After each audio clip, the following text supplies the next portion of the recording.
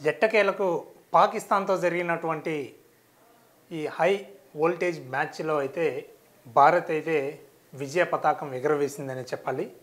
ఎప్పుడెప్పుడా అని ఎదురు చూస్తున్నటువంటి పాకిస్తాన్ ఇండియా మ్యాచ్ అయితే ఏషియా కప్లో వీళ్ళిద్దరి మధ్యలో అయితే మ్యాచ్ జరిగింది. మ్యాచ్ జరుగుతుందా జరగదా అని అనుకుంటున్న టైంలో వాటన్నిటికీ తెరదించుతూ మ్యాచ్ అయితే దుబాయ్ ఇంటర్నేషనల్ స్టేడియం వేదికగా మ్యాచ్ జరిగింది. మరి ఈ మ్యాచ్లో ఏ జట్టు ఎలా పోరాడింది, అసలు విజయావకాశాలు భారత్కే ఎందుకు దక్కాయి అనే విషయాల గురించి మనం మాట్లాడుకుందాం. ముందుగా పాకిస్తాన్ భారత్ మ్యాచ్ అంటే ఇటు ఇండియా అటు పాకిస్తాన్ రెండు జట్లకి రెండు దేశాలకి కూడా ఎప్పుడు కూడా ఉత్కంఠభరితమైనటువంటి అంశం ఇది. సో అటు ప్రపంచ దేశాలు కూడా ఎంతో ఆతృతతో ఉత్కంఠతో టెన్షన్గా ఎదురు చూస్తూ ఉంటుంటాయి ఈ మ్యాచ్ గురించి. అయితే మరి ఎంతో ఉత్కంఠగా ఇండియా పాకిస్తాన్ మ్యాచ్ కోసం ఎదురు చూసిన అభిమానులకు కానీ అటు ప్రపంచవ్యాప్తంగా ఉన్నటువంటి క్రికెట్ అభిమానులకి మరి ఈ మ్యాచ్ గురించి అసలు ఈ మ్యాచ్ ఎలా సాగిందనే అంశం గురించి ఒకసారి మనం మాట్లాడుకుంటే ఈ మ్యాచ్లో అసలు పసలు లేదనే చెప్పాలి. పసలు లేదు, కానీ మ్యాచ్ మాత్రం భారత్ మాత్రం విన్ అయితే కొట్టిందని చెప్పాలి. ఎందుకు పసలు లేదు, అసలు మ్యాచ్ ఎలా జరిగింది అనే విషయాల గురించి మనం ఒకసారి చర్చించుకుంటే, ఇండియా పాకిస్తాన్ మధ్య జరిగినటువంటి ఏషియా కప్ మ్యాచ్లో అయితే దుబాయ్ ఇంటర్నేషనల్ స్టేడియం వేదికగా ఈ మ్యాచ్ జరిగింది. మొదట టాస్ గెలిచింది పాకిస్తాన్. టాస్ గెలిచింది కానీ మ్యాచ్ మాత్రం గెలవలేకపోయిందని చెప్పాలి. అది పాకిస్తాన్కి ఏదైనా అంటే మేము ఇండియా మీద గెలిచాము అని చెప్పుకోవడానికి ఏదైనా అంశం ఉందంటే అది కేవలం టాస్ మాత్రమే. కేవలం టాస్ మాత్రమే పాకిస్తాన్ గెలిచింది. మ్యాచ్ మాత్రం తీవ్రంగా ఓడిపోయింది. అసలు ఘోరం అంటే ఘోరంగా ఓడిపోయింది. యూఏఈతో జరిగినటువంటి మ్యాచ్ మనం చూసాము. ఇండియా యూఏఈతో జరిగినటువంటి మ్యాచ్ అది చాలా చిన్న జట్టు. ఆ చిన్న జట్టు ఎంత ఘోరంగా ఓడిపోయినా కూడా ఆ జట్టు ఓడిపోవడం దాని మీద ఎవరు కూడా స్పందించరు, అంత పెద్దగా పట్టించుకోరు కూడా. కానీ ఈరోజు జరిగినటువంటి ఏదైతే పాకిస్తాన్తో ఇండియాతో జరిగినటువంటి మ్యాచ్ ఉందో ఈ మ్యాచ్లో యూఏఈ టీం కంటే ఘోరాతి ఘోరంగా పాకిస్తాన్ టీం అయితే ఓడిపోయిందనే చెప్పాలి. ఓడిపోవడం కాదు, ఓడించారని చెప్పాలి. భారత్ టీం అలా బౌలింగ్ వేసింది, అలా బ్యాటింగ్ చేసింది. అన్ని విభాగాల్లో కూడా పటిష్టంగా సమిష్టి కృషితో అయితే రాణించడంతోనే ఇండియా అయితే గెలిచిందని చెప్పాలి. సో మొదట టాస్ గెలిచి బ్యాటింగ్ ఎంచుకున్నటువంటి పాకిస్తాను సో బ్యాటింగ్ చేసే టైంలోనే విజయ అవకాశాలని కోల్పోయిందని చెప్పాలి. అటు పాకిస్తాన్ వాళ్ళకి అటు ఇండియన్ అభిమానులకి కూడా మొదటగానే పాకిస్తాన్ ఓడిపోతుంది అని చెప్పేసి ముందే డిసైడ్ అయిపోయారు. ఎప్పుడైతే బౌలింగ్ వేస్తున్నారో మనం బౌలింగ్ గురించి మాట్లాడుకోవాలి. ముఖ్యంగా బ్యాటింగ్ గురించి మాట్లాడుకుంటే ఇండియా గురించి, ఇండియా ఫస్ట్ బౌలింగ్ తీసుకుంది. బౌలింగ్లో హార్దిక్ పాండ్యా ఫేస్ బౌలింగ్ వేశాడు. ఫస్ట్ ఓవర్ వైడ్తో స్టార్ట్ చేసినప్పటికీ కూడా ఫస్ట్ బాల్ ఆ తర్వాత ఫస్ట్ బాల్ వైడ్ వేశాడు. వైడ్ తర్వాత వేసినటువంటి ఫస్ట్ బాలే వికెట్ తీశాడు. ఓపెనర్లుగా ఉన్నటువంటి ఒక బ్యాట్స్మెన్ వికెట్ అయితే తీశాడు. మొదటి బాల్కే మొదటి వికెట్ అందుకొని అయితే మొత్తానికి ఒక ఆత్మవిశ్వాసాన్ని సెల్ఫ్ కాన్ఫిడెన్స్ని అయితే బిల్డప్ చేశాడనే చెప్పాలి ఇండియన్ టీంకి హార్దిక్ పాండ్యా. సో హార్దిక్ పాండ్యా ఎప్పుడైతే మొదటి వికెట్ తీయడం ప్రారంభించాడో ఆ తర్వాత వరుసబెట్టి వికెట్లు పోతానే ఉన్నాయి.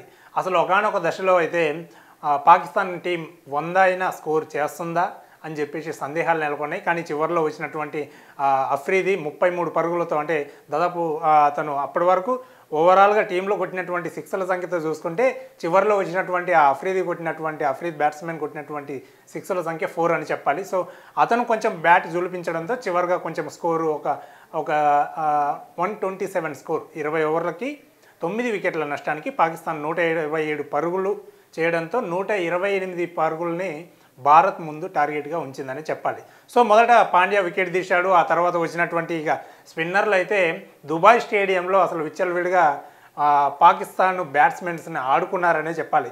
ఎప్పుడైనా ఇండియన్ టీం అంటే మనకి బ్యాటింగ్ లైనప్ బలంగా ఉంటుందని చెప్తుంటాం, కానీ ఈ దెబ్బతో అయితే మన వాళ్ళు వేసిన బంతులతో అయితే పాకిస్తాన్ బ్యాట్స్మెన్స్ అయితే విలవిల్లాడారనే చెప్పాలి. ముఖ్యంగా కుల్దీప్ యాదవ్, చైనా మ్యాన్ అని చెప్తుంటారు, ముద్దుగా పిలుస్తుంటారు క్రికెట్ అభిమానులు. చైనా మ్యాన్ 3 వికెట్లు తీశాడు, కోలుకోలేని దెబ్బను తీశాడని చెప్పాలి పాకిస్తాన్ టీంని. అలాగే అందులో ఉన్నటువంటి కేవలం ఒక ఇద్దరు బ్యాట్స్మెన్సే 33 స్కోర్ చేసినటువంటి అఫ్రీద్, అలాగే ఇంకొక బ్యాట్స్మెన్ ఒక 40+ స్కోర్ చేశాడు. వీళ్ళిద్దరు మాత్రమే హైయెస్ట్ స్కోరర్గా పాకిస్తాన్ టీంలో ఉన్నారు. సో మిగిలిన వాళ్ళందరూ కూడా చేతులు ఎత్తేసినటువంటి పరిస్థితి మనం చూసాం. అలాగే ఇటు కుల్దీప్ యాదవ్తో పాటు అక్షర్ పటేల్ 2 వికెట్లు తీశాడు, అలాగే వరుణ్ చక్రవర్తి 1 వికెట్ తీశాడు, బూమ్రా 2 వికెట్లు తీశాడు. ఓవరాల్గా చూసుకుంటే 9 వికెట్ల నష్టానికి 127 పరుగులు చేసింది పాకిస్తాన్ టీం. ఇక ఆ తర్వాత 128 పరుగుల టార్గెట్తో బరిలోకి దిగినటువంటి టీమిండియా మొదటి నుండే చెడు కూడా ఆడిందనే చెప్పాలి. అభిషేక్ శర్మ గురించి ప్రత్యేకంగా చెప్పనవసరం లేదు. ఎడాపెడా బౌండరీలు బాధేస్తూ ఉంటాడు. షేక్ ఆడిచ్చాడు ఒకనొక టైంలో. పవర్ ప్లే ఉన్నంతసేపు, అభిషేక్ శర్మ ఉన్నంతసేపు కూడా పాకిస్తాన్ బౌలర్లకి పట్టపగలే చుక్కలు చూపించాడంటే అందులో ఎటువంటి సందేహం లేదు. సో అభిషేక్ శర్మ షేక్ ఆడిచ్చాడు, అతని పేరులోనే ఉంది షేక్ ఆడించడం. సో పాకిస్తాన్ బౌలర్లని ఊచకోత పోశాడు, ఉన్నంతసేపు ఉతికారేశాడని చెప్పాలి. అతను ఆడిన కాసేపు కూడా కేవలం 15-16 బాల్లో ఆడాడు, 31 పరుగులు చేశాడు. 236 స్ట్రైక్ రేట్ ఉందంటే ఏ రేంజ్లో విరుచుకుపడ్డాడు అభిషేక్ శర్మ ఇంకా మీరే అర్థం చేసుకోవాలి. సో అతను ఓవరాల్ T20 ఫార్మాట్ కెరీర్లోనే 190+ స్ట్రైక్ రేట్ మెయింటైన్ చేస్తున్నాడు. ఇంకా పాకిస్తాన్ అనేసరికి మనోడికి పూనకాలు వచ్చినట్టు ఒక్కసారి వాళ్ళ మీద విరుచుకుపడ్డాడు, విజృంభించాడు. మొదటి బాలే 6గా మలిచాడు, 4 మొదటి బాల్ 4గా, ఆ తర్వాత బాల్ 6తోని స్టార్ట్ చేశాడు అతడు ఇన్నింగ్స్. సో అభిషేక్ శర్మ దుమ్ము దులిపాడని చెప్పాలి. ఇంకా ఆ తర్వాత వచ్చినటువంటి Tilak Varma, left hand batsmen Tilak Varma కూడా ఉన్నంతసేపు బాగానే ఆడాడు.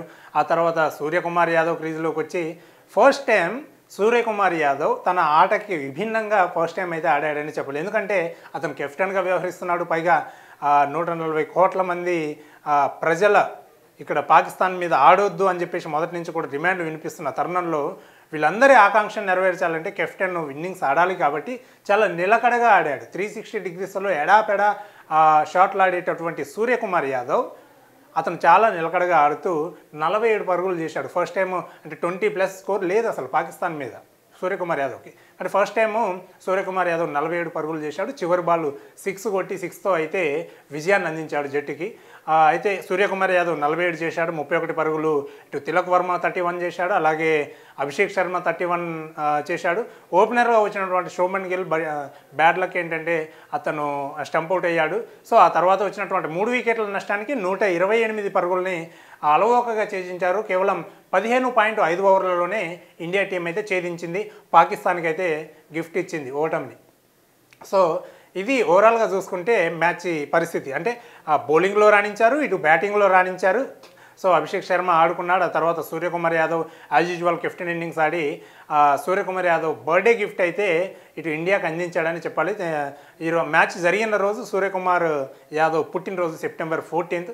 సో బర్త్డే గిఫ్ట్ అందించాడు. చివరి వరకు ఉన్నాడు క్రీజ్లో ఉండి, చివరి బాల్ 6తో అయితే మ్యాచ్ విన్నింగ్ షాట్ ఆడి ఇటు ఇండియాకి అయితే భారత్కి అయితే మంచి చిరస్మరణీయ విజయాన్ని అయితే అందించాడని చెప్పాలి.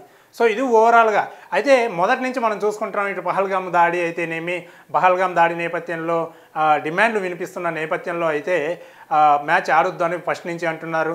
ఎలాగైనా మ్యాచ్ గెలవాల్సిందే అని చెప్పేసి ప్రతి ఒక్కళ్ళు అంటున్నారు.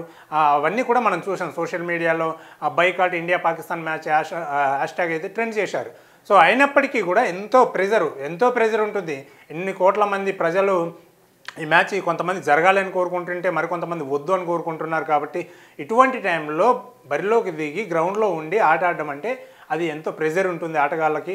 సో ఎక్కడా కూడా సెల్ఫ్ కాన్ఫిడెన్స్ దెబ్బతినకుండా మన ఆటగాళ్ళు మంచి ఆట తీరునైతే కనబరిచారు. పాకిస్తాన్ని మొత్తానికైతే చిత్తు చేశారని చెప్పాలి. అయితే ఎప్పుడు కూడా మనం చూస్తుంటాం ఇండియా పాకిస్తాన్ మ్యాచ్ అంటే రసవత్తర పోరు ఉంటుంది. ఒక హైయెస్ట్ స్కోర్ కూడా దాదాపు 200-150+ స్కోర్ ఉన్నా కూడా ఒక రసవత్తరమైనటువంటి పోరు ఉంటుంది. కానీ జరిగినటువంటి మ్యాచ్లో రీసెంట్గా జరిగినటువంటి ఈ మ్యాచ్లో మాత్రము కేవలం 127 పరుగులు అంటే అది యుఏఈ జట్టుని ఓడించింది మన టీమిండియా. సో పాకిస్తాన్ టీంని సో దీన్ని బట్టి మన ఇండియా ఏం చెబుతుందంటే ఇండియన్ టీం కూడా పాకిస్తాన్ జట్టుని మన ఫ్యాన్సే చాలా పెద్దగా ఊహించేసుకుంటున్నారు, అదో పెద్ద టీం అని. మనకి చాలా చిన్న టీం యుఏఈ టీం, అలాగే ఒమన్ లాంటి టీంలతో సమానం పాకిస్తాన్ టీం. సో పెద్ద విషయమే కాదు పాకిస్తాన్ మీద గెలవడం అని చెప్పకనే చెప్పారు మన young Indian team players. So ఓవరాల్గా అయితే పాకిస్తాన్ మీద మ్యాచ్ గెలిచింది. ఇటు 140 కోట్ల ప్రజల మనోభావాలు దెబ్బ తినకుండా కూడా వీళ్ళందరికీ కూడా మంచి గిఫ్ట్ ఇచ్చింది. సో పహల్గామ్ దాడికి వ్యతిరేకంగా ఫస్ట్ నుంచి కూడా ఇండియాలో డిమాండ్స్ వినిపిస్తున్నాయి, వ్యతిరేకంగా నిరసనలు చేశారు, ఎన్నో చూసాం. సో ఈరోజు పాకిస్తాన్ కూడా మట్టి కరిపించి క్రికెట్లో కూడా మేము ఏమాత్రము తీసిపోము భారత్ ఎప్పుడు కూడా టాప్ ప్లేస్లో ఉంటుంది అని చెప్పేసి కూడా పాకిస్తాన్కి తగిన బుద్ధి అయితే చెప్పిందనే మనం చెప్పినట్టు మనకైతే తెలుస్తుంది. సో అయితే ఇప్పుడు సూపర్ 4కి అయితే క్వాలిఫై అయింది ఇటు టీమిండియా. సో పాకిస్తాన్ అయితే ఇప్పటివరకు 2 ఆడి 1 గెలిస్తే మన టీమిండియా మాత్రం 2 ఆడి 2 గెలిచింది. సో సూపర్ 4కి అయితే క్వాలిఫై అయింది. పాకిస్తాన్ ఇంకొక మ్యాచ్ ఆడితే సూపర్ 4లో మరొకసారి పాకిస్తాన్ అండ్ టీమిండియా మరోసారి తలపడే అవకాశం ఉంది. సో మరి పాకిస్తాన్ గెలుస్తుందా, మరోసారి తలపడుతుందా, ఈసారి ఏ రేంజ్లో మనోళ్ళు పాకిస్తాన్ని ఓడిస్తారు ఒకవేళ సూపర్ 4లో తలపడితే అనేది మాత్రము మనం మరికొన్ని రోజులు వేచి చూడాల్సిందే.